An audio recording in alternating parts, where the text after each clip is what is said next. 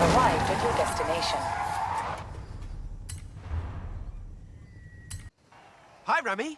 What's the plan? Okay, hear me out. Beautiful Mexican supercar, beautiful Mexican roads, promoting the Horizon Festival. Do we need promoting? The festival seems to be doing okay. All right. I'll find someone else. That's not what I said. Of course I'll help you. I knew I could rely on you. Let's go!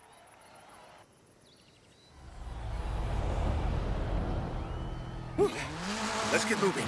Get some speed, then turn into the countryside. Really see what this car can do. Turn right.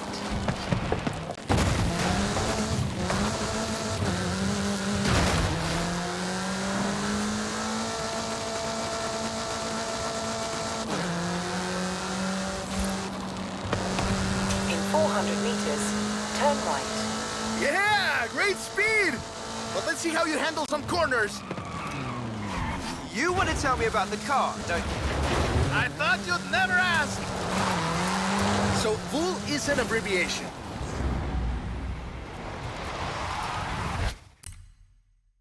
It stands for Vehicles of Ultra Lightweight and High Performance.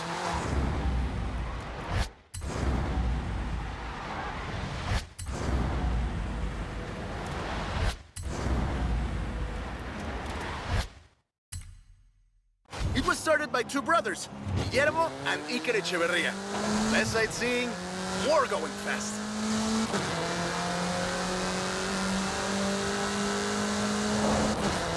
The Vuhl 05 is a track-focused supercar, designed and produced in Mexico, but tested and optimized in the UK. I even think I saw one at the festival when I was over there. We're driving the pre-production version of the Vuhl 05RR. Even more track-focused version. Somehow, the designers reduced the weight by 65 kilos and increased the power to nearly 400 bhp. Then they lowered the engine by 50 millimeters to drop the center of gravity and improve cornering. Impressive!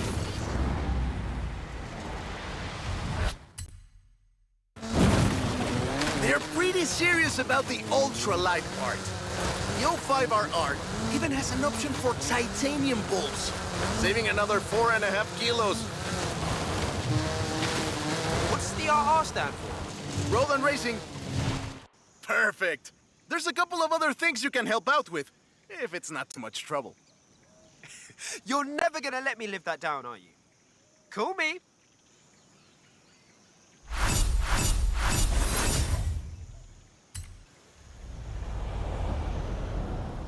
I just got my hands on a piece of Mexican racing history. Wanna see? Of course! On my way.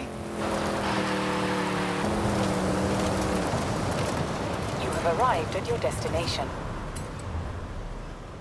Let me guess. Today's episode of Mexican Automotive History with Ramiro is about the Baja 1000. You are very perceptive, my friend. This dune buggy was the first car to race here. Let's take it for a spin.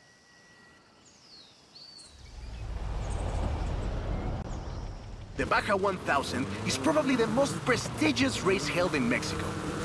Do you know how it all started? I assume the Meyers Manx has something to do with it. Correct again. The Baja 1000 started as a very elaborate marketing campaign for the car you're driving. But let me start from the beginning. On the 22nd of March, 1962, Dave Eakins and Billy Robertson did the first real Baja run. They went from Tijuana to La Paz in 39 hours, 56 minutes on new Honda CL72 Scrambler motorcycles. So they probably were a bit sore afterwards. They got a lot of media coverage though. A year later, Meyers started to work on a prototype buggy he called Old Rev in his garage in Newport Beach. It was based on the VW Beetle, and it paved the way for what we know as buggies. Cars that are built for off-roading using the Beetle as a donor chassis. But I guess they wanted even more publicity because in April 1967, Meyers decided to make an attempt at breaking Eakins' record. And it worked! Meyers did it in 34 hours and 45 minutes, beating Eakins for more than 5 hours. The rivalry was known as Buggy beats Bike in Baja. Sounds like something you did back in the UK, doesn't it?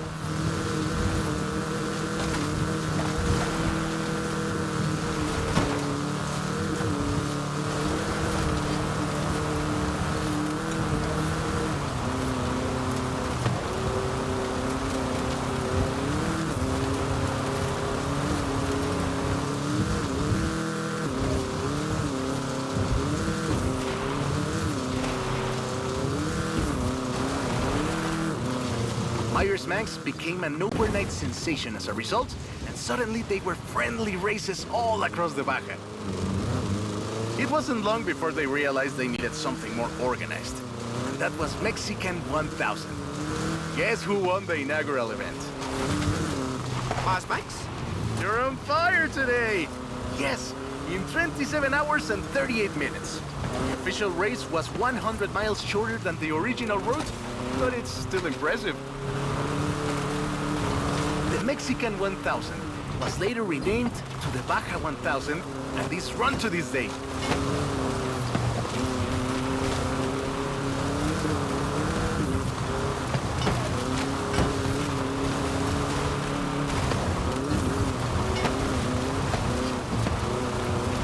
200 meters, turn left.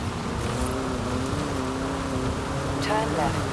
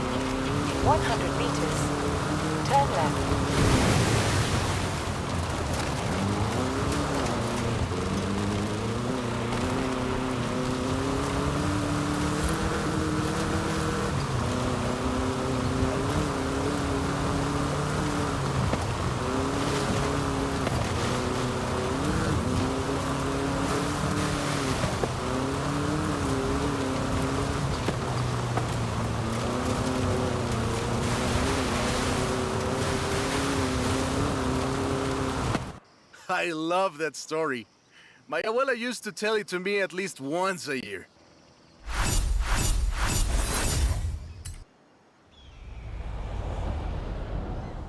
Hey, come quick! Papa Fernando needs your help! Okay. I'll be right there. You have arrived at your destination. Oh, right. I get it now. To be honest, though, it was me who needed your help, not Papa Fernando. I can't fault that logic. Who are the other racers? It's this new street racing crew that's been hanging around. I think they're here to see what you can do. Let's show them.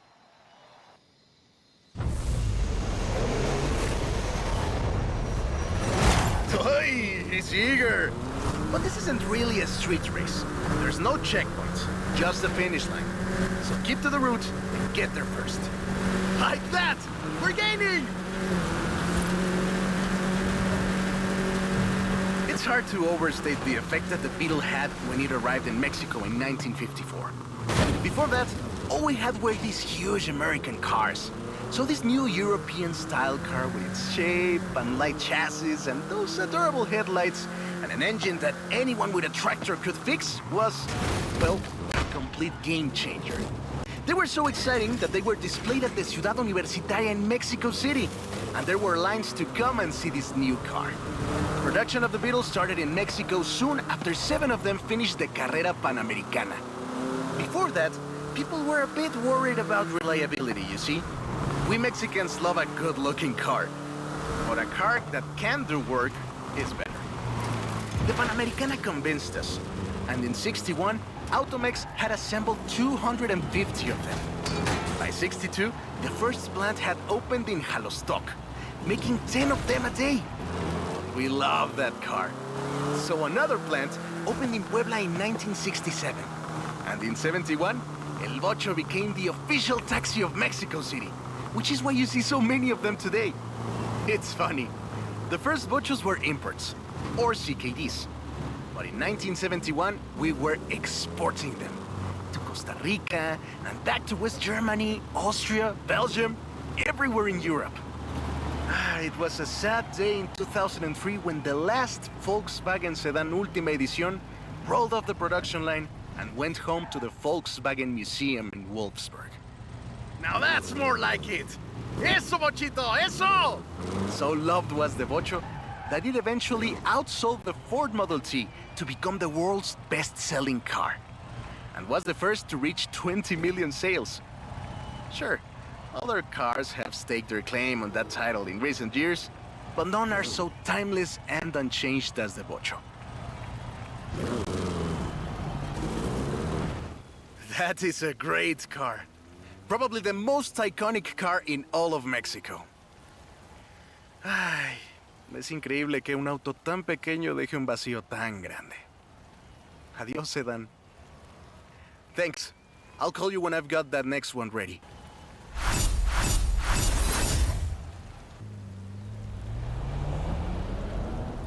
I have a brilliant idea. Another one. What happened to the previous idea? This one is better. Meet me in town.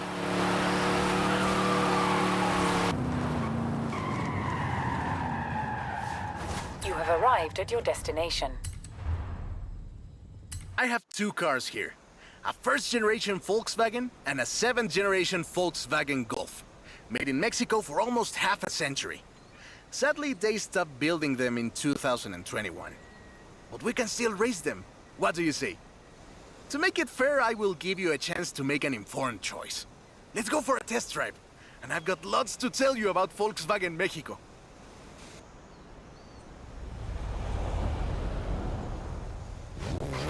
Volkswagen Mexico headquarters are in Puebla City. It started production in 1967 with the famous Beetle. As we call it, the Vocho. VW made multiple attempts at replacing the famous Beetle with newer models, but all of them failed way short of achieving the production figures until the Volkswagen Golf came into play.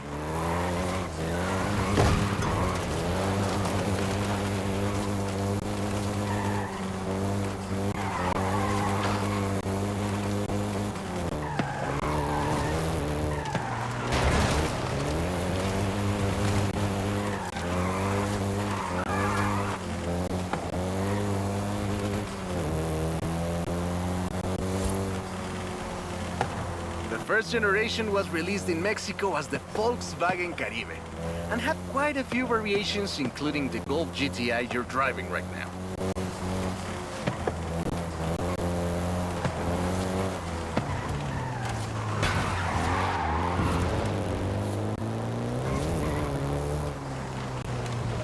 VW engineers, inspired by the Beetle GSR, designed and prototyped the Golf in secret as a Skunk Works project.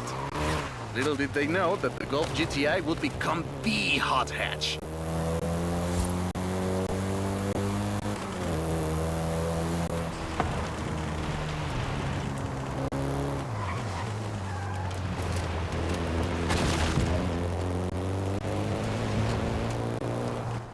Shall we jump 40 years in the future and try the 7th generation?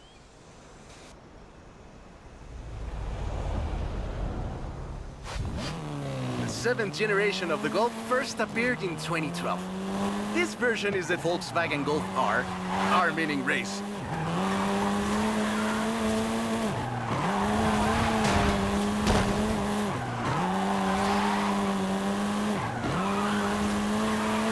This was the fastest Golf in the range, with a 0 to 60 time of 5.1 seconds.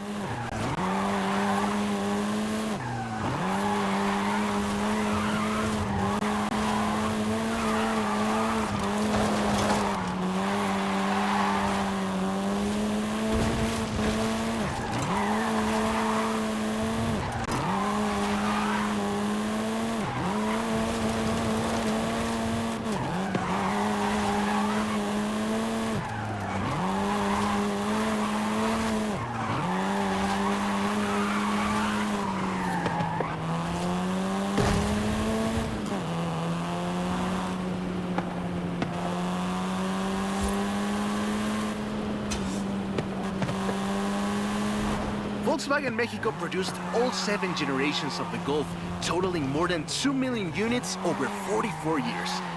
In fact, a lot of Golfs you find in the US were built here.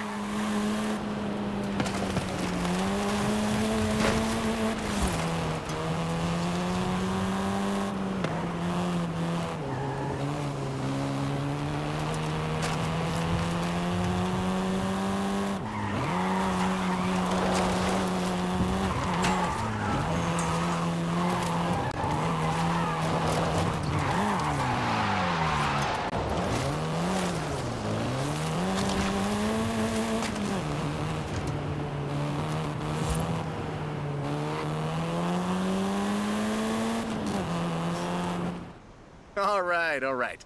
Enough driving around. Let's go head to head, after you've had a chance to rest.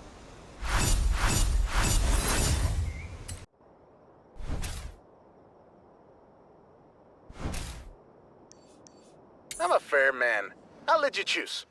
Which Golf do you want to drive for our little race? I'll take the Golf GTI. Turn around when it is safe to.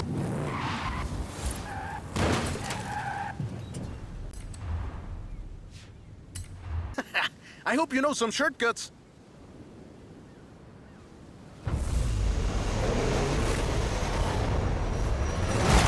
See you at the finish line. Don't make me wait for too long.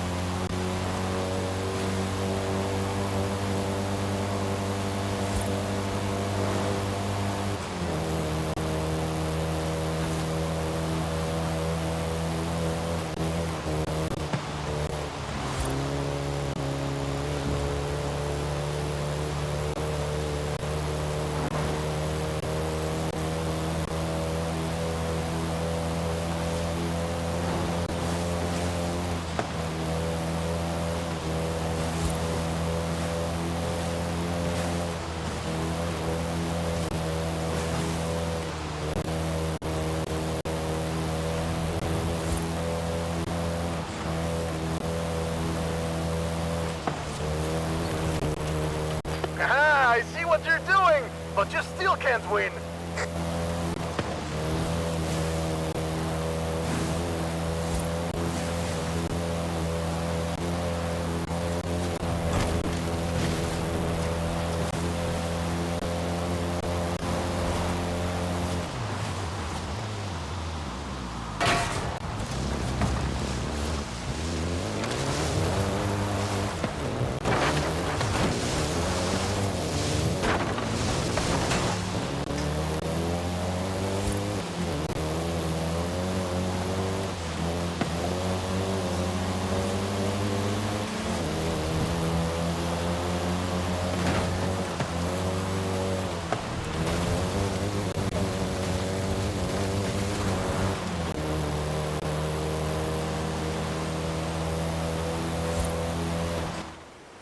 What a race!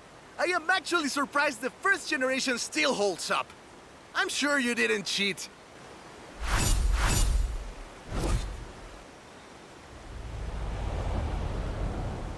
I have a story to tell you, my friend, about the old wolf in the swamp.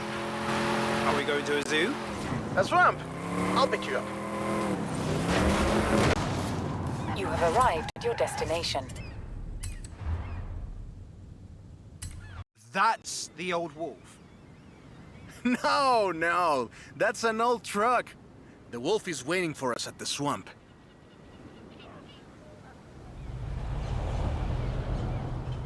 Haley asked us to clear some debris, and I've got just the car. But we need to get there first. If you want to go again, we can do that.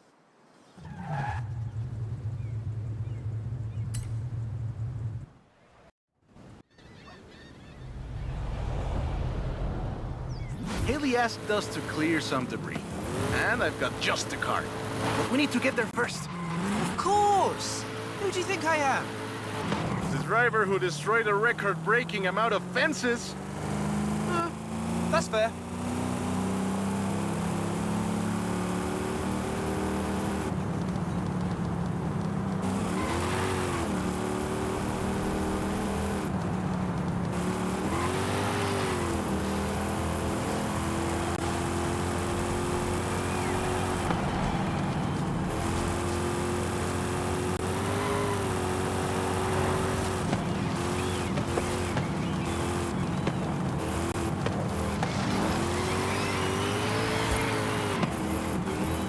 In 400 meters, turn right.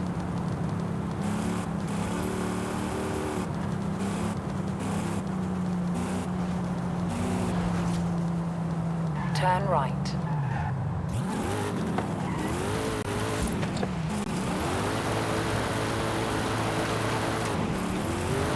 In 200 meters, Turn right. Turn right. See? Got it here in one piece. And gave me a few heart attacks.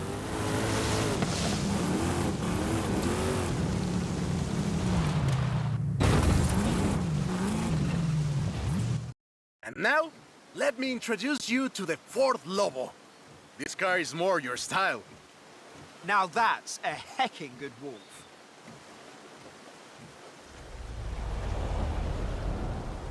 We call it Lobo here. Marketing in this country is outstanding. Let's get to work. See all that Russian stuff? Clear it out. What? No, it's not just an excuse to throw the Lobo around. It is just an excuse to throw the Lobo around. In the 90s, Ford decided that they needed to rebrand the F-150 for the Mexican market. And the name Lobo just has a real ring to it. They started using the badge in 1997, and the rest is history. The Ford Lobo quickly became one of the most popular vehicles in the country. Lobo is still used for the modern Rangers like the one based on the F-150 Raptor you're driving. But we don't just call it Lobo. No. We call it Lobo Raptor. So it's the same car? Now, there are loads of differences, like a dog and a wolf. Lobo only comes in XLT and with higher trim levels. The base version is still sold in Mexico as the F-150, but the Lobo is the elite F-150. Great, job's done, and the scratches will buff right out. Thanks for the help. Now I just need to get my abuelo's old F-100 back to the garage.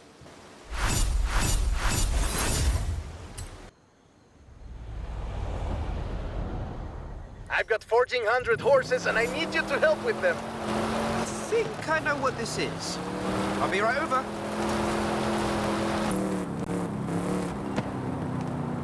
You have arrived at your destination.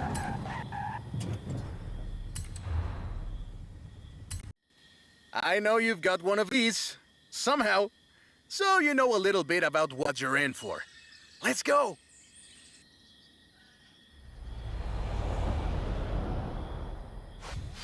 Let's take this down to the beach. Stick it in AWD if you like. There's some nice curves up ahead.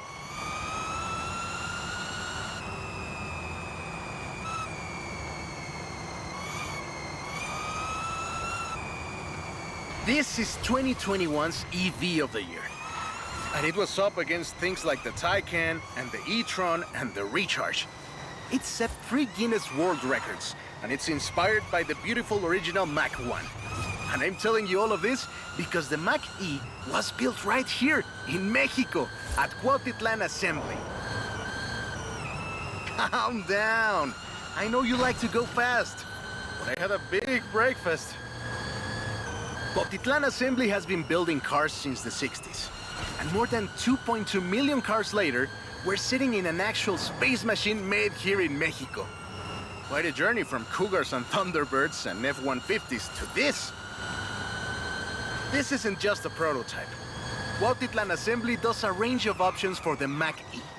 A 68 kilowatt-hour standard and an 88 kilowatt-hour extended range version. It will give you over 300 miles of range on a single charge. The Performance GT version is the really wild one. 0 to 60 in 3.6 seconds. This one is quite a bit faster. Honestly, when I first tried it, I had to go and sit in a quiet room for a bit. And I've flown airplanes in a storm. Hey, I have to keep this back. Be careful with it. Whoa! How do you make it go around corners like that? I'm really asking. It's wild tech. You can switch from all-wheel drive to rear-wheel drive at the touch of a button. And when you get into tuning, you can basically tweak every one of the 7 engines individually. It can make 1,400 horsepower and a ton of downforce at 160 miles per hour thanks to the Aero 2. So what you're saying is, not bad for something that weighs more than an F-150 of yours. Yes. Hey! This isn't your Mac E.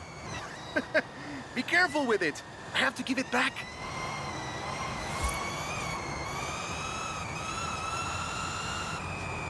And there we go. Sunrise over the sea. Beautiful. But we're not done. There's one more thing to look at. I'll let you know as soon as I have, found it.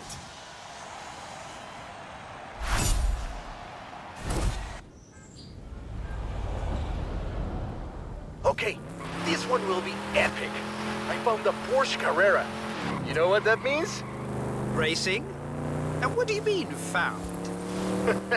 In a barn, of course. And of course it's racing. Come meet me at Guanajuato. You have arrived at your destination. This beauty got her name from the Carrera Panamericana. The races don't run anymore, but who can blame us if we take it out one more time? Right?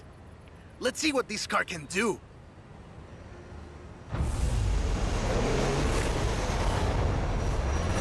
There's Jamie. Guess he wanted one last race. Let's do this!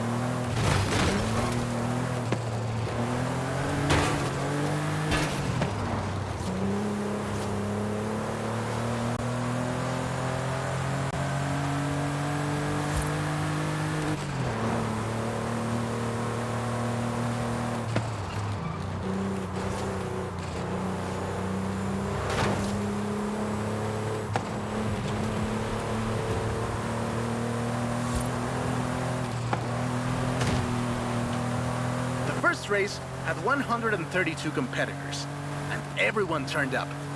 Amateurs to F1 drivers, men, women, professionals, anyone who had a car. Do you know anyone who participated? Aleja thinks Papa Fernando did, but she thinks Papa Fernando did everything. I know we used to go to the races with my grandfather. Ah, qué buenos recuerdos. There was no speed limit before 2012. And you'd see cars doing 180 miles per hour. Not that I'd know anything about that. 2,178 miles of the Pan American Highway run through Mexico. The race itself had 9 stages and lasted 5 days. The winner of the very first Carrera Panamericana was Herschel McGriff, who drove an Oldsmobile 88 at an average speed of 88 miles per hour. The Porsche Carrera got its name thanks to Hans Hermann, who won the small sports cars category in 1954. He drove the Porsche 550 Spider and came 3rd overall.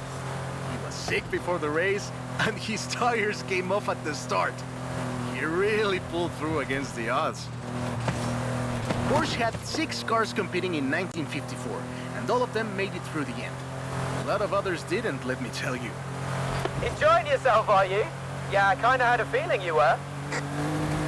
1954 was the last year the original Carrera Panamericana took place. But it gave us the most famous Porsche model, the Carrera you're driving right now.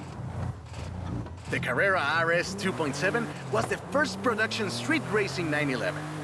It was built on the 911S 2.4, the fastest Porsche you could buy at the time, and a popular choice in the later Carrera Panamericana races. The race was revived in 1988 and ran to 2016, staying true to the original races with high-speed road stages. The routes for the race were carefully selected every year by planning committee and local government.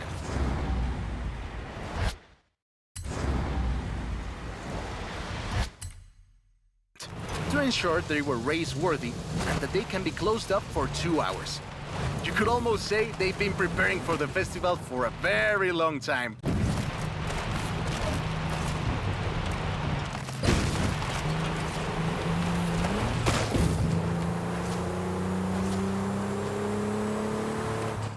This is Jamin's exit. It's been fun, my friend! Take care! Looking forward to seeing what you can do out there. Have fun now, yeah? Great race! Almost like we did a little Panamericana with a friend. Anyways, hope you had fun with this little stroll through cars hechos en Mexico. It was great! And let me know if you, find any other cars like that.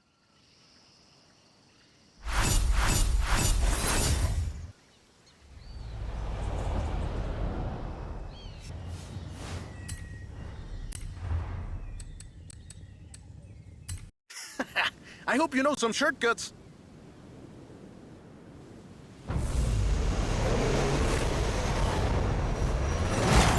See you at the finish line. Don't make me wait for too long.